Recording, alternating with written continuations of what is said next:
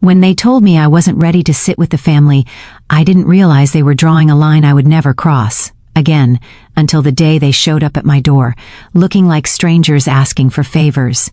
That sentence has replayed in my mind every time I hear the familiar creak of my front gate, the hollow echo of someone stepping up the porch. I still remember the sting of their words, the subtle judgment in their tone, the way my mother avoided my eyes while my father's hands fidgeted with his belt buckle as if it could undo what he had said. I was 22, living in a modest apartment on the outskirts of the city, working long hours at a quiet little bookstore that smelled of old paper and dust. I had always been the quiet one, the child who listened more than spoke, who lingered in corners rather than commanding attention. And perhaps that was why they decided I wasn't ready. "You need to understand family values first," my mother had said, her voice clipped but careful, almost rehearsed. They meant well, she said, but their words landed like bricks. I remember that evening vividly. The sun had begun its slow descent, the sky a bleeding orange that smelled faintly of rain. I had cooked dinner, just a simple stir-fry, but I had made extra, hoping, secretly, that if they came, it would soften them. I waited, chopping vegetables while the rice cooker hummed steadily. The sound of the rice pot clicking shut should have been comforting, but it only amplified the silence of their absence. At dinner, my apartment was quiet except for the rhythmic clatter of my chopsticks against the plate. I sat alone, feeling their judgment hang over me like smoke from an old kitchen. When I called, they said they were busy with family matters, but I could hear it in their tone they were making excuses. And at that moment I made a quiet vow to myself. I would not beg. I would not lower myself to chase their approval. Before that night, my life had been a careful routine. Mornings started with the soft hum of the kettle boiling, followed by the smell of toast crisping in the toaster. I liked the little rituals, the sound of the book spine opening, the feel of paper between my fingers. My days were spent cataloging books, helping a few loyal customers find what they needed, and listening to the muffled stories that came from other people's lives. I could smell the coffee on their breath, hear the tremor in a shy teenager's voice as they explained why they wanted a particular novel, and I felt oddly comforted by these small connections. I had friends, some from college, some from work, who loved me for my quiet sincerity.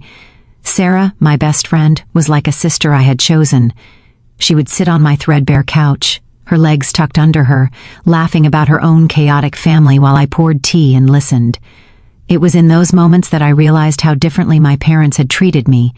While Sarah's parents welcomed her every triumph, mine seemed to hold a ledger of my shortcomings, keeping score with a precision that left no room for warmth. The first subtle clue that something was shifting came months later, almost imperceptibly. My parents had always been distant, but now their messages began to carry an odd hesitancy. They would text me occasionally, asking about work or health, but the warmth that should have accompanied those questions was absent.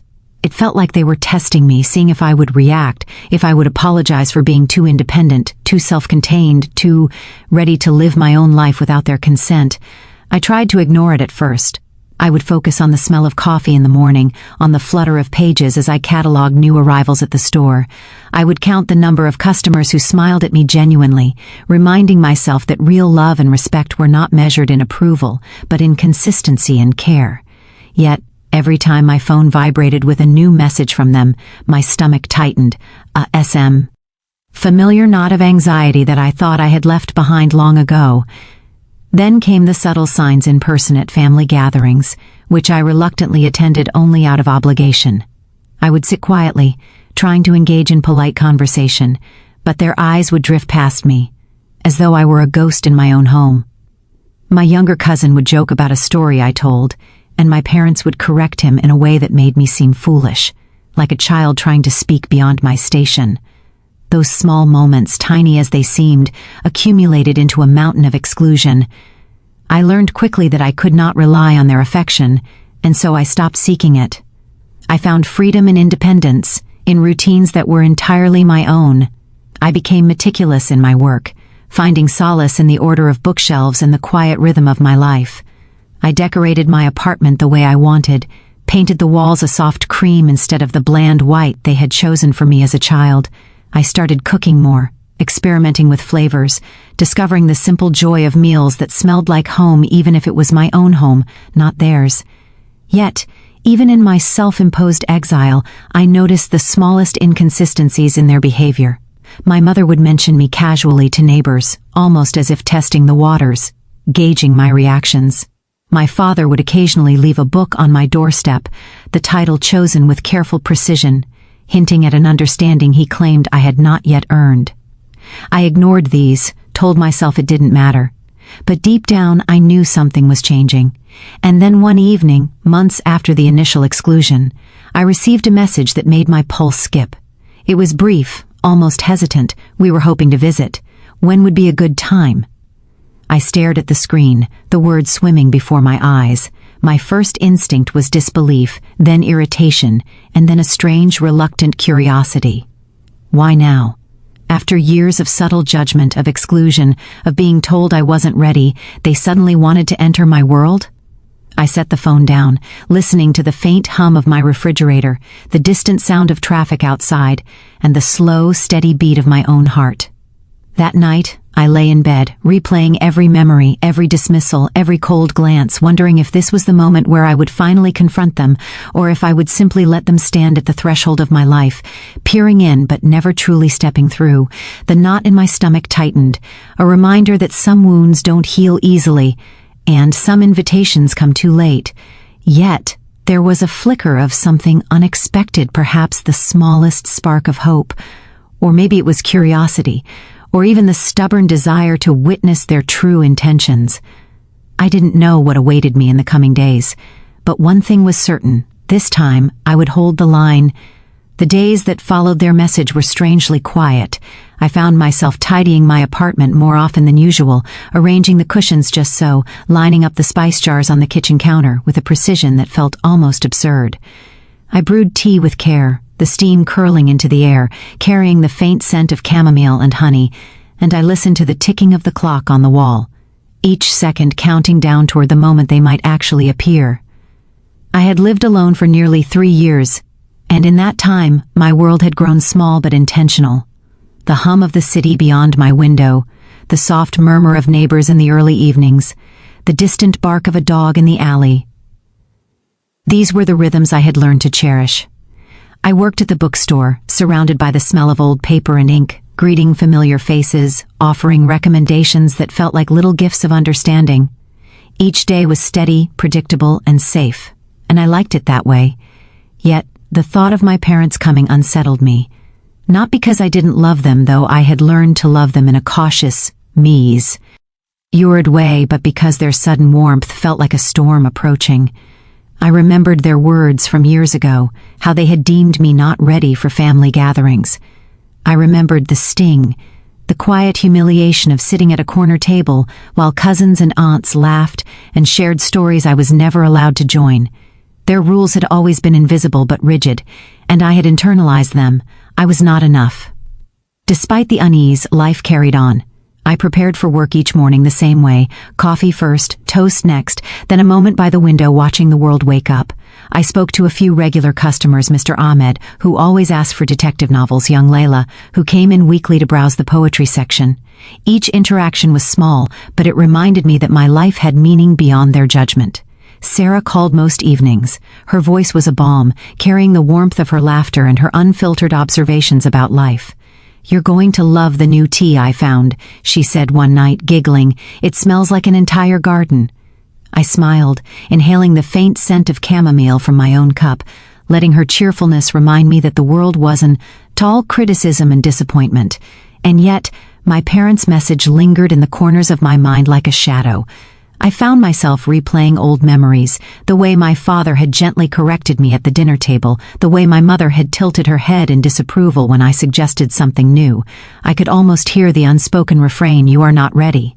Not yet. For years I had carried that quietly, a weight I didn't show to anyone. I pretended it didn't exist. But now, the thought of their visit tugged at it, making it difficult to ignore. The first sign that something was changing came subtly. One Saturday, while I was organizing a new shipment of books, my phone vibrated. It was my mother, sending a single line: "We were thinking of stopping by Sunday."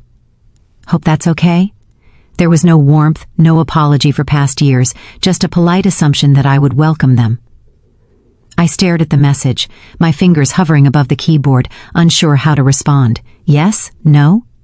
Each option felt loaded, as if agreeing would make me weak, but declining might make me cruel. I didn't answer immediately. Instead, I went about my day, cataloging books and shelving new arrivals. I noticed the way the sunlight hit the spines of the novels, the faint smell of ink mixing with dust, and the rhythmic thump of my heart as I tried to distract myself. Still, their message had planted a seed of tension that grew quietly, steadily, like roots creeping beneath the surface. When Sunday arrived, I prepared as if for a storm. I cleaned the apartment meticulously, arranging chairs so that each guest would have space, dusting shelves until they gleamed, placing a small vase of fresh flowers on the dining table. The smell of lavender from a candle mixed with the faint aroma of freshly brewed coffee. I wanted it to feel welcoming, yet not desperate. I wanted them to see that I had built a life here, one they had once deemed I wasn't ready to participate in. When they finally arrived, the air shifted immediately.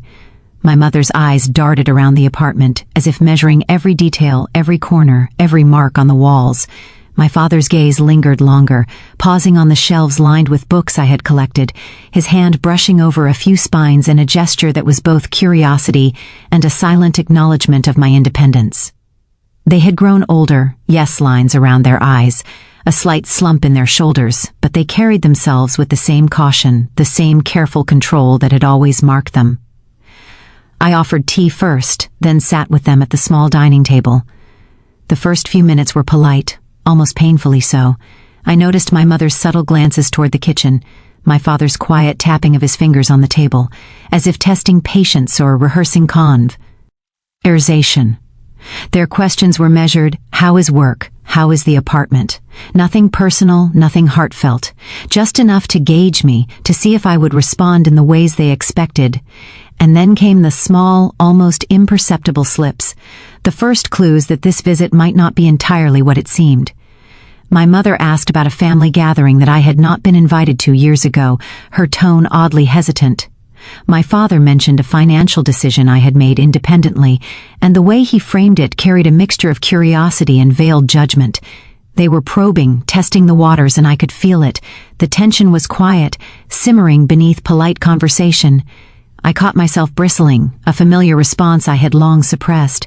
Years of being told I was not ready had left me wary, and now, as I served them tea and offered small smiles, I realized that the past was never far behind. Every glance, every question, every hesitant phrase carried weight. I understood then that this was no casual visit. They were here to measure me, to assess whether I had grown into the person they had once decided I was not. Yet, despite my inner wariness, I couldn't help but notice the subtle changes, the softness in my mother's voice when she complimented the apartment, the faint pride in my father's eyes when he lingered over my book collection. It was a delicate dance, a mixture of old patterns and new possibilities. I sipped my tea, listening to the quiet hum of the city outside, and I realized that life had a way of forcing these reckonings, of asking us to measure ourselves against those who had once doubted us. By the time they left that evening, I was exhausted but oddly exhilarated. Their visit had revealed much more than I had expected: the care hidden beneath judgment, the curiosity masked as scrutiny, and the undeniable fact that their perception of me was beginning to shift, whether they admitted it or not. Little did I know, that subtle tension, those tiny clues of change, were only the beginning. Over the coming weeks, I would begin to notice more small gestures, tentative messages, and moments that hinted at a deeper desire for connection. But each revelation carried its own weight, each moment of recognition a test of my patience and my resolve. And so, as I washed the teacups and lined them neatly in the cabinet, I felt a quiet determination. I would meet them on my terms this time. I would not allow the past to dictate my present, and perhaps, just perhaps, I would finally see what it meant for them to come seeking me, rather than the other way around. It started with small things. At first, I thought I was imagining it: tiny inconsistencies in their stories, a hesitation in their eyes, a careful choice of words that didn't quite match the tone. My mother would text in the morning, asking about mundane things like whether I had eaten breakfast or if the heater was working. But her questions were oddly specific, probing almost, as if she were trying to map my life without stepping inside it. Then came the first hint of real suspicion. One evening, as I was locking up the bookstore, my phone buzzed. It was my father. "We're thinking about stopping by tomorrow evening. Don't want to intrude." The words themselves were polite, but the timing set off a small alarm in my chest. I had already agreed to their previous visit. Why this sudden insistence? Why now? I tried to shrug it off, telling myself I was being paranoid. Life had taught me to be cautious, yes, but perhaps this was normal. Maybe they were genuinely trying to reconnect. I prepared the apartment again, moving books just so, arranging the chairs for conversation. I brewed tea, the steam rising and curling in the dim light of the kitchen, carrying the faint aroma of jasmine. Everything looked perfect, but as the evening wore on, subtle signs began to accumulate. My mother, who usually smiled warmly when complimenting my cooking, now offered careful no. DS, scanning the room as if assessing its worth. My father lingered near the shelves, fingers brushing spines with a slow deliberateness, pausing on titles he had never mentioned before. I sensed that they were not here merely to see me, they were here to judge, to evaluate, to measure my independence against some invisible standard they had set years ago. It was during dinner that the first direct clue appeared. My mother casually mentioned a family investment I had never been involved in, one that, as far as I knew, had been quietly siphoning resources from my life. "I heard you've been careful with finances," she said, smiling faintly, though her eyes were sharp. "That's very responsible of you." Her words were laden with more than admiration. They carried curiosity and, I realized, a quiet probing. I paused, spoon halfway to my mouth, and met her gaze. The flicker of something unspoken passed between us. Later that night, after they had left, I found myself replaying the dinner in my mind. Something was off. Their compliments, their questions, they weren't genuine warmth. They were reconnaissance. I tried to push the thought away, to focus on the hum of the refrigerator, the faint scent of my leftover jasmine tea, the soft creak of my apartment settling into the night. But a small voice inside whispered, "Pay attention. Something is coming." In the following days, their behavior became increasingly deliberate. Messages arrived at odd hours, casual inquiries that seemed innocent but carried a hidden weight. "Are you sure the apartment is safe? The heating system, the locks?" my father asked one evening. My mother sent a text about whether I had checked my bank statements, phrased as helpful advice. Each message was layered with implication, as if they were probing my boundaries without directly crossing them. I began to notice changes in myself, too. The careful calm I had maintained for years began to fray slightly. I felt my hands tighten on the kettle while making tea, my stomach knot with unease when the phone buzzed, my mind spinning with questions I didn't yet have answers to. I walked around my apartment more slowly, listening for sounds that didn't belong, footsteps outside, cars lingering too long, neighbors whispering. My independence, once a source of pride, now felt vulnerable.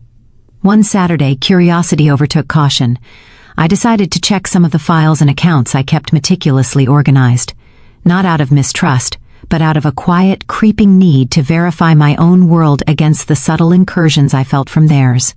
And that's when I noticed it, the first tangible clue that something was amiss. A small discrepancy in my finances, barely noticeable, but enough to set my mind racing. The sums didn't match the meticulous records I kept. Something or someone had been meddling. I didn't want to believe it at first. Perhaps it was a simple error, a bank mistake, a clerical oversight. But a part of me, the part honed by years of exclusion and subtle judgment, whispered a harsher truth. They know more than they should. And they've been testing you all along. Over the next week, I became hyper-aware of my surroundings. Every visit from a delivery person, every casual glance from neighbors, every phone call from a familiar number set my nerves on edge.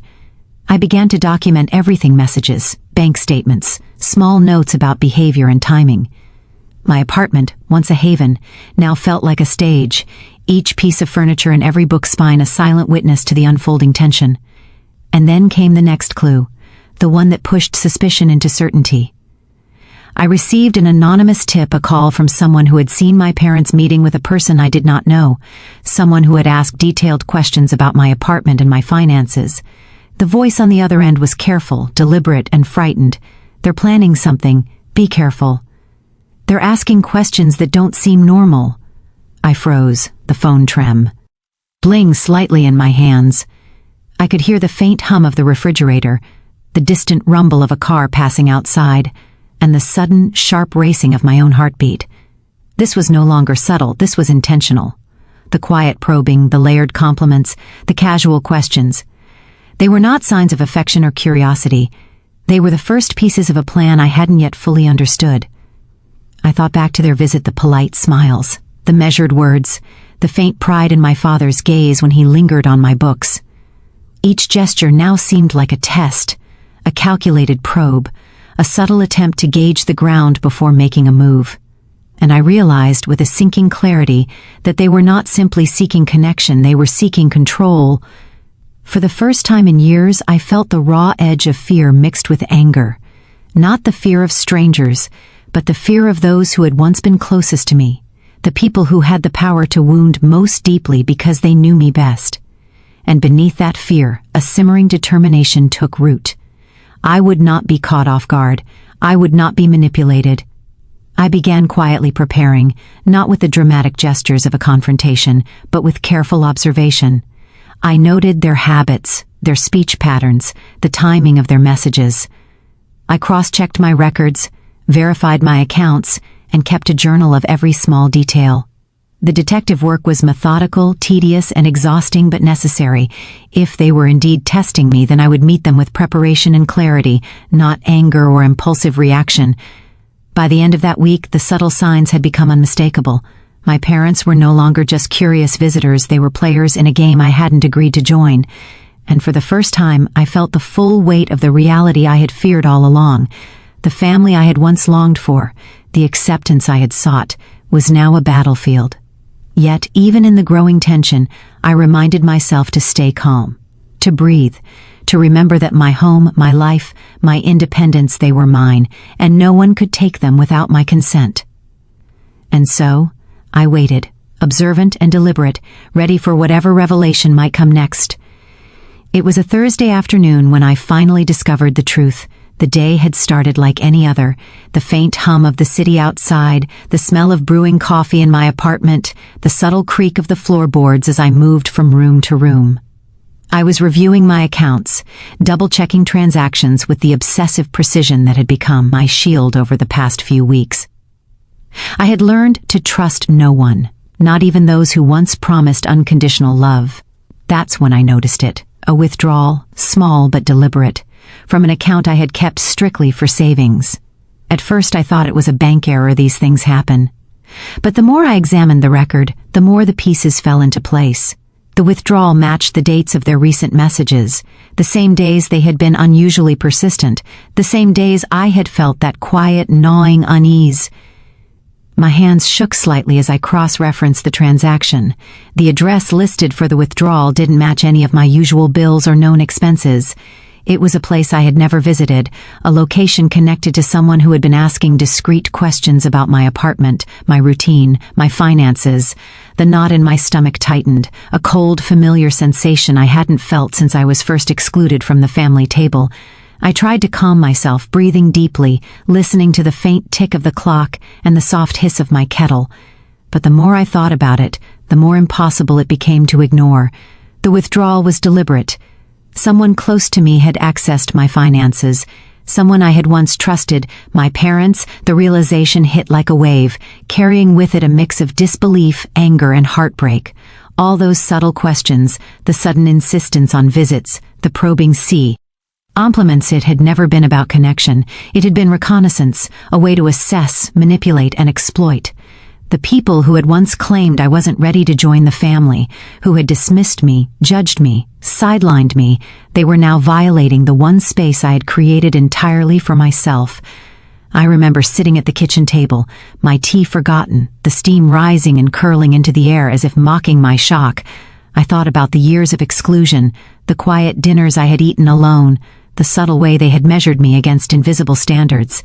And now, the betrayal was tangible, traceable, undeniable. I confronted them that evening. I invited them over under the guise of a casual dinner, keeping my voice steady, my hands folded neatly in front of me. When they arrived, their expressions were polite, cautious perhaps sensing that I had noticed something. I poured tea, set the table, and waited, letting the silence stretch just long enough to build tension. "Mom, Dad," I began, my voice calm but deliberate. "We need to talk about something important." Their smiles faltered slightly, my father's fingers tapping the table, my mother's eyes flicking nervously to the teacups. "Of course, dear," my mother said softly, a hint of defensiveness in her tone. "I've been reviewing my accounts," I said, keeping my eyes fixed on theirs, and I noticed a withdrawal. "From an account that should be private, on dates that coincide with your recent visits and messages." A pause. The room felt suddenly smaller, heavier, the air thick with unspoken tension. My mother's hands clutched the edge of her chair, knuckles white, while my father's jaw tightened. They exchanged a glance that said more than words could convey, a silent negotiation, a fleeting attempt at denial. "It's not what you think," my father finally said, voice low, careful. I shook my head. "No, it is exactly what it looks like. You've been taking from me. You've been testing boundaries, assessing me, and violating my trust. After years of being told I wasn't ready, now you decide I am ready to be exploited?" My mother's eyes welled with tears, and I could hear the tremor in her voice as she spoke. We didn't know how else to. Didn't know how else to what?" I interrupted gently but firmly. "To respect me, to treat me as an adult, to realize that the family I have built here in this apartment in my life is mine? You've been crossing the one boundary I never wanted you to touch." They looked at me, a mixture of shame, fear, and something like regret flickering across their features. My father's hands fidgeted again, this time in helplessness. We thought you weren't ready to understand responsibility. We wanted to guide you." I let out a sharp breath, feeling the tightness in my chest ease slightly but leaving a lingering ache. "Guide me? By taking what belongs to me? By testing me without my knowledge? That's not guidance. That's control.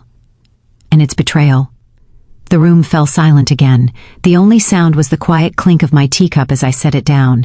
I could see the weight of their guilt pressing down on them, yet even in that, I felt the sting of years of judgment and exclusion. I realized then that this confrontation wasn't just about money or control, it was about the fundamental lack of respect I had endured for years. "I need time," I said finally, my voice softer now but firm. "Time to process, to decide how I want to move forward. I won't let this continue, not for the sake of old habits, not for the sake of excuses." They nodded, subdued. Their earlier confidence dissolved into something fragile, human. I noticed the lines around my mother's eyes deepen, the slump in my father's shoulders, the quiet shame that hung over them like a shadow. And I realized something crucial. Betrayal changes people, yes, but it also changes those who were betrayed. It reshapes the rules, redraws the boundaries, and forces a reckoning that cannot be ignored after they left. I sat in the quiet of my apartment, the faint aroma of jasmine tea lingering in the air. The betrayal had left a raw, aching space inside me, a wound that would take time to heal. But alongside the pain was clarity. I knew now that my independence, my life, my boundaries, these were non-negotiable.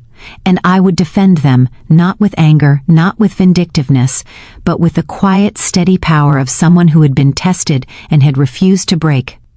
That night I wrote in my journal, recounting every detail, every feeling, every word exchanged. I documented the evidence, not out of spite, but to anchor myself in truth.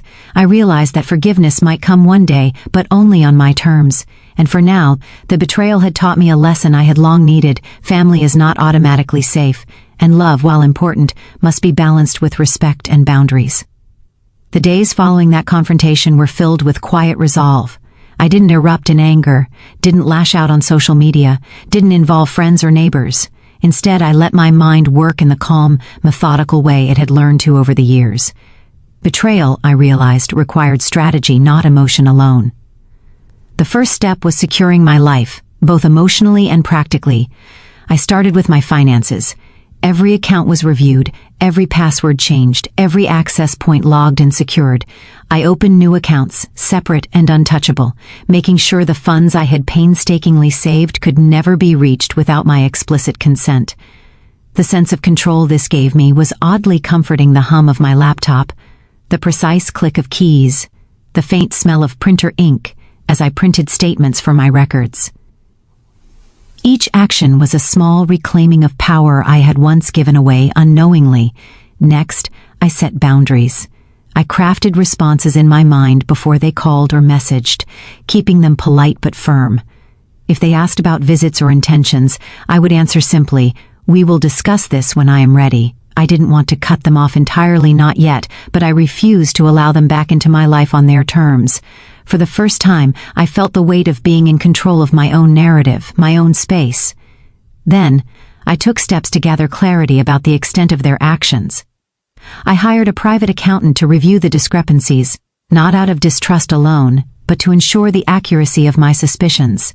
Each report came back like a confirmation of what I already knew. Withdrawals, indirect inquiries, and attempts to assess my independence had been deliberate and consistent. My parents had tested me repeatedly, measuring boundaries, probing weaknesses, and exploiting the trust I had once given freely. It wasn't easy. There were nights I sat on the couch, tea long cold in the mug beside me, staring at the walls that had once felt safe. I replayed memories, the dinners where I was ignored, the conversations where I was subtly corrected, the moments of quiet exclusion, and I felt both grief and anger.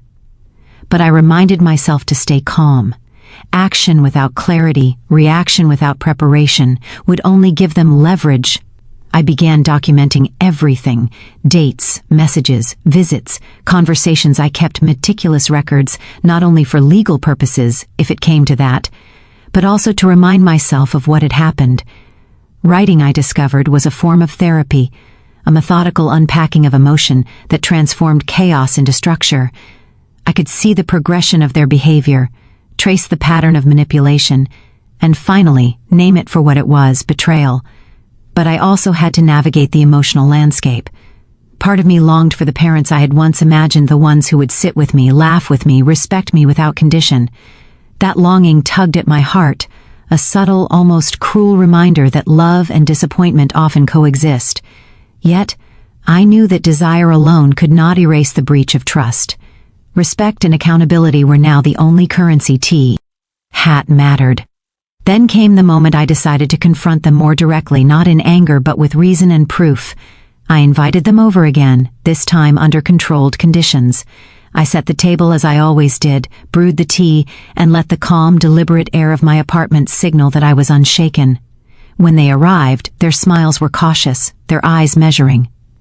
They had sensed my resolve in the previous confrontation, and now it was evident I was no longer the person who could be quietly guided or tested. I began by presenting the evidence. Carefully printed statements, meticulously noted discrepancies, and timelines of visits and messages. Each piece was laid out with precision, nothing left to speculation. "This is what I've observed," I said, my voice steady. "These are the facts. This is not accusation, this is documentation." The shift in the room was immediate. My mother's hands trembled slightly, the teacup rattling against its saucer. My father's eyes flicked nervously from page to page, his usual composure shaken. They had always relied on subtlety, on innuendo, on the unspoken. But here, everything was laid bare, undeniable. We didn't realize it would be interpreted this way," my mother murmured, voice trembling. We wanted to help you." I shook my head, letting a quiet frustration enter my tone. Help requires consent. Guidance requires dialogue. This, I gestured to the papers, was manipulation, testing, invasion. I cannot ignore it. They nodded, subdued, but I could see the tension in their faces, the recognition of wrongdoing, the weight of exposure, and the realization that this confrontation was not about punishment, but about boundaries being enforced. Afterward, I implemented further precautions. Locks changed, private files secured, personal communication channels fortified. I didn't act vindictively, didn't humiliate them publicly. My action was practical, defensive, and deliberate. I was reclaiming what had always belonged to me, my autonomy, my home, my life. I also began sharing my experience carefully with a few trusted friends, not to gossip but to seek perspective and support. Sarah was invaluable in this phase. We sat together in my apartment one evening, the warm glow of a lamp casting shadows on the walls, tea in hand. "You're doing the right thing," she said softly. Not everyone can face betrayal with this much clarity and calm." Her words reminded me that action wasn't about aggression, it was about preservation. I realized that anger, while valid, had limited utility. Strategy, clarity, and deliberate steps were what allowed me to reclaim my life without letting their actions define me. Over the following weeks, the subtle probes from my parents ceased, the messages slowed, the visits stopped. It was as though my calm, methodical response had set a boundary they understood they could not cross. And yet, beneath the quiet, I sensed that they were beginning to reckon with the consequences of their choices, even if privately. In those moments, I felt a strange mixture of relief and sorrow, relief that I had regained control, set limits, and protected myself. Sorrow for the relationship that had been altered irrevocably, for the trust that could not easily be rebuilt, for the years of subtle exclusion that had shaped my expectations and defenses. And through it all, I began to see a larger truth. Betrayal is not just about the actions of others, but about the strength required to respond with integrity. I could not erase what had been done, nor could I force them to recognize the depth of their mistake. But I could control how I moved forward, how I protected myself, and how I preserved my dignity. That quiet understanding became my anchor. I continued my routines, tended to my apartment, engaged with my work, and nurtured friendships that had proven genuine and supportive. Every day was a reaffirmation that life could continue, even after trust had been broken, and that boundaries, once established and respected, could create the foundation for eventual reconciliation if it ever came. It didn't take long for the consequences of their actions to ripple outward, quietly but unmistakably. Word, in the gentle but persistent way it travels in small communities, began to reach others. Neighbors, distant relatives, and even a few mutual acquaintances noticed the shift in their behavior. My parents, once proud and commanding in social settings, now carried a subtle hesitancy, a softening that had not been there before. It started with small things, casual comments from relatives at family gatherings, cautious glances when I walked into a room, the murmured, polite questions that skirted closer and closer to the truth. We heard there were some issues with finances. One cousin asked delicately, eyes downcast, "Everything okay?" My parents fumbled with their words, their usual calm and authority replaced with a quiet defensiveness. They nodded, offered vague reassurances, but the unease was palpable. People could sense that something had happened, that the balance of respect and influence had shifted. Where they had once been unquestioned pillars of judgment and guidance, now they were figures navigating a moral gray area. The weight of exposure pressing down on them in subtle but unmistakable ways. I watched it unfold from my apartment, the soft hum of the city outside mingling with the faint aroma of tea. I did not seek to shame them publicly. This was not about revenge. I had learned long ago that dignity, once established, carries more weight than scandal. I did, however, accept invitations from neighbors who approached cautiously, answering questions with honesty but measured restraint. Each conversation reinforced the clarity of the situation. The truth, once acknowledged, has a way of asserting itself quietly, persistently, without the need for spectacle. Even within my immediate circle, the impact was evident. Friends I trusted like Sarah were aware of the situation and offered support, guidance, and a listening ear. "You handled this with so much grace," she said one evening, sitting cross-legged on my couch. The soft glow of the lamp illuminated her face, highlighting her concern and admiration. "Most people would have reacted with anger or drama. You didn't. You stayed calm, strategic, and strong." I realized she was right. My parents' reckoning was unfolding in the light of truth, but I had no need to escalate or embellish. The evidence, the documentation, the clarity of my response, it all carried its own weight. People could see the subtle shifts in behavior, the hesitations, the attempts at repair that lacked full authenticity. Social consequences, I understood, do not always require loud exposure. They often work through perception, awareness, and the quiet judgment of those who observe. There was one particularly revealing moment at a community event. My parents were present, attending a local cultural gathering I had agreed to participate in. From across the room, I observed them interacting with others, attempting to maintain composure, yet faltering under the scrutiny of familiar eyes. A neighbor, who had once sought advice from my parents, paused mid-conversation to glance in my direction, a knowing smile playing on her lips. My parents caught it too, their expressions flickering briefly between discomfort and realization. I felt no triumph in that moment, only a calm affirmation. Justice, I recognized, does not always roar. It can be quiet, it can be indirect, and it can manifest simply through the awareness of right and wrong. My parents had misstepped, had violated trust, and now the consequences were unfolding naturally. I also noticed subtle changes in how they reached out to me. Their messages became more cautious, more tentative, as if they were testing not my obedience, but my patience and willingness to engage. "We hope you're well," my mother wrote one afternoon. "We want to ma. Kim ins." I considered the message carefully. I did not reply immediately. I allowed myself time, as I had learned to do, letting the weight of past actions inform the clarity of my present response. When I did respond, it was measured, direct, and boundary-driven. "Acknowledgement is the first step," I typed slowly, "but respect and consistency are the only way forward. I will decide if and when reconciliation occurs." Even within family gatherings, the shift was undeniable. Relatives who had once deferred unquestioningly to my parents' judgment now sought my perspective, asking my opinion on matters I had previously been excluded from. My parents, for all their experience and authority, now navigated a space where influence was no longer automatic, where respect had to be earned through genuine action rather than presumed. This was the essence of public consequence, not humiliation, not gossip, not spectacle, but the natural recalibration of relationships once the truth is acknowledged. My parents were confronted, subtly yet inexorably, with the reality of their actions, and I, in turn, found a new steadiness in my life, reinforced by the recognition that integrity and calm authority often speak louder than any public declaration.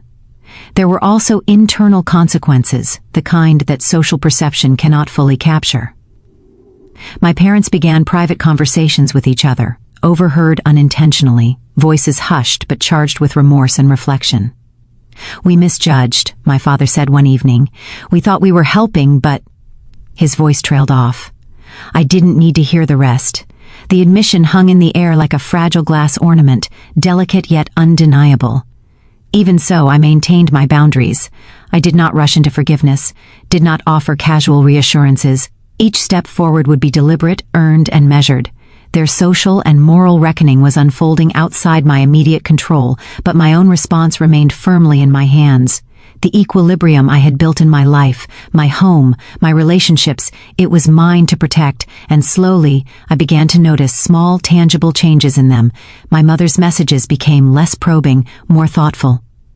My father's visits, when they occurred, were quieter, less directive, more attentive. I could see the subtle recognition of responsibility in their gestures, the slight hesitation before they spoke, the gentle awareness that their previous assumptions no longer held sway. The public consequence, I realized, was not merely the judgment of neighbors or relatives. It was the lived, daily recognition of misstep, the subtle erosion of unquestioned authority, the soft but persistent awakening to the consequences of betrayal. It was, in a way, more powerful than any dramatic confrontation could have been, and through it all, I maintained my dignity. I continued my routines, nurtured my friendships, and held firm to my boundaries. The community, the extended family, and even casual acquaintances now recognized that I was no longer the quiet, passive observer. They saw someone who had been wronged, who had responded with clarity, calm, and resilience. In that quiet observation, I found an unexpected satisfaction, not the satisfaction of revenge, but the satisfaction of knowing that truth, when paired with integrity, always carries weight. My parents were learning the same lesson.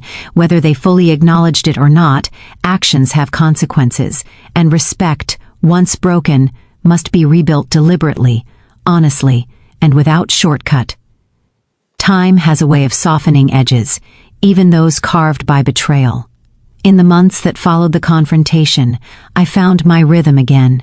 My apartment felt lighter, filled with the hum of daily life rather than the tension of anticipation.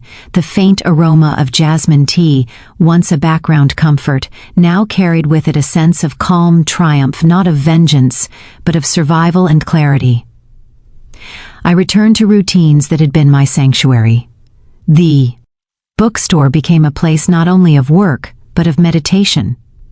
I arranged the shelves, greeted familiar faces, and noticed the small details I had once taken for granted, the way sunlight fell across a spine of a well-loved novel, the faint rustle of pages as a customer carefully browsed, the gentle cadence of voices immersed in conversation. Life, I realized, could be steady and beautiful again, even after its foundations had been shaken. I also began to address the emotional residue left by my parents' betrayal. I wrote daily, documenting feelings, victories, setbacks, and small moments of clarity. Journaling became a ritual, an act of self-preservation. The words helped me understand that healing was not about erasing the past, but about integrating it, acknowledging the pain, learning the lessons, and letting it inform rather than control my present. Their attempts at reconciliation continued, but this time I guided the pace. My responses were measured, deliberate, and consistent. I listened to their apologies, noted the sincerity or lack thereof in their voices, and accepted that forgiveness would not be immediate, nor would it be unconditional. Forgiveness, I realized, is a gift given when the giver is ready, not a demand from the one seeking absolution. One evening, after a particularly long day at the bookstore, I received a message from my mother. It was simple, almost tentative. "We understand if you are not ready. We just want you to know we are sorry, truly." I read the message slowly, feeling the pulse of old wounds and the quiet potential for repair. I did not respond immediately. Instead, I set my phone aside, brewed tea, and reflected on what had happened. The power of this moment lay not in their words, but in my control over how I would receive them. Weeks passed, and with each small interaction, I noticed subtle changes, not dramatic, but profound. My parents approached me with more humility, less assumption, and more genuine curiosity about my life. My mother asked questions about my work with a softened tone. My father offered insights without judgment, and the tentative warmth in their gestures suggested that they were learning to navigate a new, more respectful dynamic. Healing, I discovered, was not linear. There were moments of doubt, flashbacks of past exclusion, and reminders of the betrayal's sting. But I met each moment with intention, reminding myself that my boundaries were now a source of strength rather than isolation. The walls I had built were not barriers to connection, but protective measures that allowed trust to be rebuilt on solid ground. I also noticed the positive impact on my own self-perception. No longer defined solely by past judgments or the limitations they had imposed, I felt a renewed sense of confidence. I could plan, act, and live according to my values without the fear of subtle manipulation. The liberation was both quiet and profound, a gentle affirmation that independence does not mean loneliness, and strength does not preclude compassion. One afternoon, I invited Sarah over to celebrate a small personal victory, the completion of a major project at the bookstore. We sipped tea in the sunlit apartment, laughter spilling easily between us, and I realized how far I had come. The betrayal, while painful, had taught me to recognize and defend my own worth. I no longer carried the quiet fear of being not ready for life, for family, or for love. I was ready, in ways that were deliberate, informed, and strong. And then, there were small, quiet gestures from my parents that marked true change. My mother helped me reorganize a shelf I had struggled with, laughing gently at my perfectionism. My father shared a memory from his youth, admitting mistakes with candor I had never before witnessed. It was not immediate reconciliation, but it was real, and that reality mattered. Trust, I knew, would take time to rebuild, but for the first time it felt possible. I began to reflect on the broader lesson this experience had offered. Life, I realized, is rarely simple. People we love can hurt us, often unintentionally, sometimes deliberately. But the measure of our strength is not in the betrayal itself. It is in how we respond, how we protect ourselves, and how we reclaim our dignity. Boundaries are not walls to keep people out. They are markers of self-respect, guides for how others may approach us. Even now, when I brew tea in the quiet of the afternoon, the faint aroma of jasmine carries with it a sense of triumph, not over my parents, not over the betrayal, but over the fear and uncertainty that once governed my life. I am the keeper of my own narrative, the architect of my own space, and the author of my own story. And in that space, there is room for cautious connection, tempered by wisdom and shaped by experience. I realized also that healing is not only personal, but relational. By maintaining my boundaries, I allowed my parents the opportunity to learn, to adjust, to approach me with respect rather than assumption.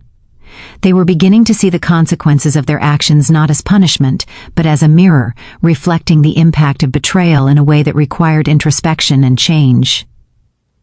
Through it all, I nurtured a gentle hope. Hope that the relationship could evolve not as it once was, but into something healthier, more honest, and mutually respectful. Hope that trust, once fractured, could be rebuilt incrementally, step by deliberate step.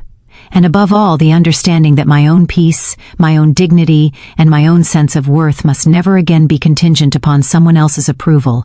In the quiet of my apartment, with sunlight streaming through the windows, tea in hand, and the hum of life outside, I finally felt it. A profound sense of calm.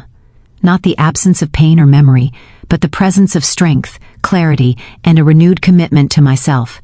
The past could not be erased, but it no longer dictated my present. I was whole, cautious, and ready to continue on my own terms, in my own time. Sometimes life teaches us lessons in the quietest, most unassuming ways. Betrayal does not always arrive with loud arguments or dramatic confrontations. Often it comes softly, disguised as guidance, affection, or concern, until you finally recognize the truth, and in that moment, your world shifts. I learned that lesson the hard way. My parents, those I had once longed to sit beside at the family table, were not ready to treat me as an equal. Their subtle probing, their hidden actions, their quiet testing, it all stemmed from a misguided belief that I needed their control, their guidance, their judgment to be complete. And yet, in that betrayal, I found something I had been seeking all along: my own strength. Healing did not mean erasing what had happened. It did not mean pretending the pain never existed. It meant setting boundaries, reclaiming my space, and asserting my worth. It meant seeing their apologies, hearing their remorse, and understanding that forgiveness is not a race, it is a choice, made on your own terms. Now, when I see my parents, there is a quiet understanding between us. It is not the same as before, and it may never be. But it is honest, deliberate, and grounded in respect. I have learned that love without boundaries can hurt as much as absence. Respect without accountability is fragile, and the only way to protect your heart is to hold both with intention. I often sit in my apartment, the faint scent of jasmine tea rising from my cup, the soft hum of the city outside, and reflect on those months of tension and revelation. The experience changed me, yes, but it also showed me the resilience of the human spirit. I learned to trust my own judgment, to act with clarity, and to navigate even the most painful truths with dignity. Life is unpredictable, and family can disappoint in ways we never anticipate. But even in those disappointments, there is growth, there is learning. And there is the quiet triumph of standing firm in your truth. My story is one of betrayal, yes, but it is also one of empowerment, of careful action, and of reclaiming the life I always deserved. So I ask you, gentle listener, have you ever been tested in a way that challenged not just your trust, but your sense of self? How did you respond? Did you reclaim your boundaries or allow others to define your worth? I hope that in hearing my story you are reminded of something crucial. Your dignity, your home, and your sense of self are yours and yours alone. No one has the right to judge your readiness for life, for love, or for family, except you. Protect that, nurture that, and allow no one's actions to diminish the value you already hold. And if my story resonates with you, if you felt the sting of subtle betrayal or the quiet triumph of reclaiming your power, share your thoughts, your experiences, your wisdom. Let us learn from each other. Let us grow together. Because in the end, life is not just about the moments that wound us, it is about the way we rise from them, steady, aware, and unbroken.